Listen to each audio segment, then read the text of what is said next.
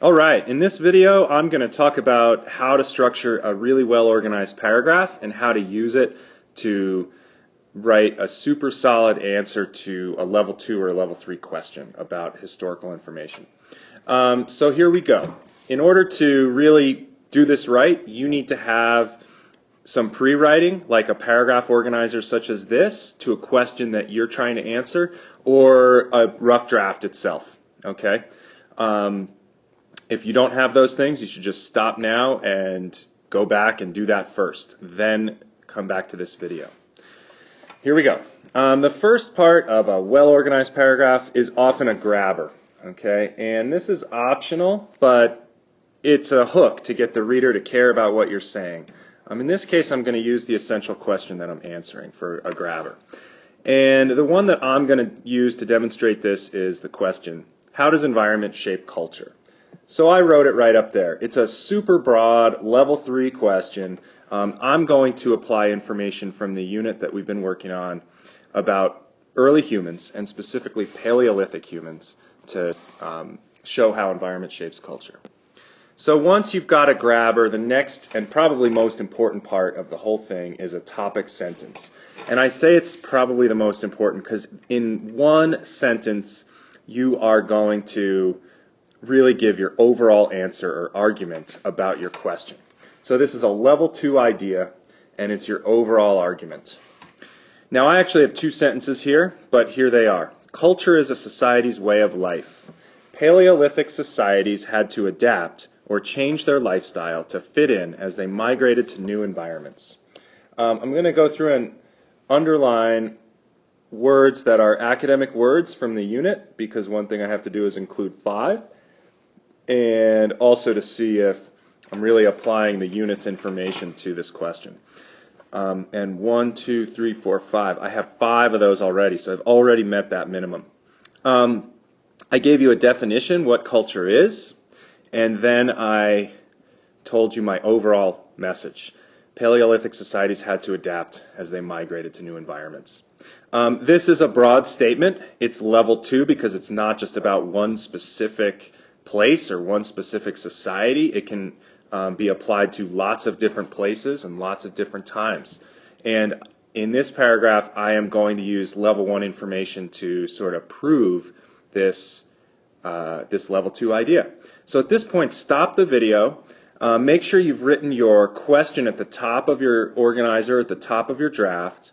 It could be in your grabber space. And then make sure your topic sentence actually answers the question. Like in this case, my topic sentence definitely directly answers the question, how does environment shape culture? So make sure yours does too, and then you can restart the video once you're ready.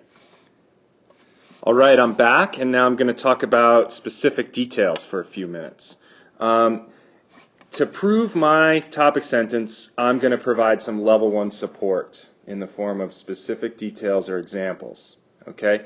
And if they are level 1 support for my argument, then they should stay, and if they're not, if they're details that are irrelevant or off topic, then I should take them out and replace them with something better. But anyway, here's the first one. The first humans had very simple technology like the hand axe. Thus, they were limited to living in Africa and southern Asia where the environment was naturally suited to human life. I've given you a specific type of technology, and I've given you a couple specific places where people could live if all they had was this kind of technology. Technology is definitely a part of culture. Okay, so this first detail definitely supports my topic sentence. It basically says if all you have is a hand axe, the only places you could live are places like Africa and southern Asia. Therefore, you couldn't migrate to many new environments. Okay? So stop the video, make sure your first detail provides direct support to your topic sentence, and then pick it up once again. Okay, hopefully you've got a nice specific detail there. If it wasn't good support, I hope you went ahead and changed it so it is. The next one is detail number 2, and in this one I wrote, by 25,000 years ago, people had learned how to make more complex tools and use resources found in more challenging environments like Europe and Siberia. So once again, I gave you 2 specific place names.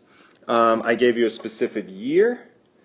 And by that year, I'm pretty sure that people were living not only in Europe, but in Siberia. The map we read in class shows that, so we have some level 1 support that we could go back and find in our textbook.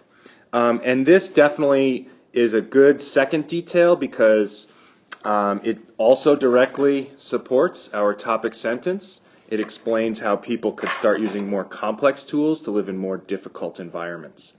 And it's good in terms of sequence, or the order things are in too, because it talks about humans that came later after the first humans. So I started with the very first humans in detail 1 and moved into humans a little bit later on. Okay? Sequence is important. So you should stop the video and make sure that your specific detail is, number 2, is direct support for your argument, and also that the sequence you have going so far from detail 1 to detail 2 is logical and it makes sense the way you've put them in place. Go ahead. Okay, finally I'm going to talk about specific detail number 3. And the first 2 were both about technology, but my topic sentence was about culture. So I want to broaden my details a little so I talk about more than just technology. So here it is. Environment affected more than technology. Prehistoric art, including cave paintings and sculpture, show a strong connection to wild animals and the natural world. In this third specific detail, I tried to make sure that I got beyond technology, as I just said, and that I'm talking about multiple aspects of culture. And art is definitely another aspect of culture. I talked about some specific things we saw in class, like cave paintings and sculpture, and what we saw in those, which was wild animals. Now, I could go into much greater depth about that, but in a 1-paragraph response, this is about as deep as I'm going to go. If I were going to write an essay about this, I would build each of these details into a full paragraph, but I'm not doing that here. So go ahead and stop the video, make sure detail number 3 is direct support for your argument, and make sure that you've given your argument a good sort of range or collection of support that answers the whole question and supports the whole question. Okay? All right, now we're back to talk about the last part, the very last sentence or 2, and this is your conclusion, which is a level 2 or level 3 wrap up to your argument with a twist. Okay, you want to try to do more than just say the topic sentence again. Okay, give it a twist. Leave the reader with something really interesting to chew on as food for thought. Here's mine. Adapting to different environments is what made early human societies so diverse. By solving problems posed by the environment, people made unique cultures. All right. I definitely referred back to the ideas in my topic sentence, adapting to different environments, right? But I gave it a twist. I said that this is what made different societies in different places diverse. This is what made unique types of cultures if you looked at different places in the world, okay? So I think I've done a really solid job of giving a broad answer to my original question, how does environment influence culture? I have supported it with 3 details, and they're specific, and I've used a lot of the vocabulary from this unit to demonstrate that I've learned a thing or 2 along the way. So go ahead, make sure that your paragraph plan or rough draft does all the same things, and if it doesn't, see if you can fix it so that it meets the criteria that I just talked you through. Thanks for watching.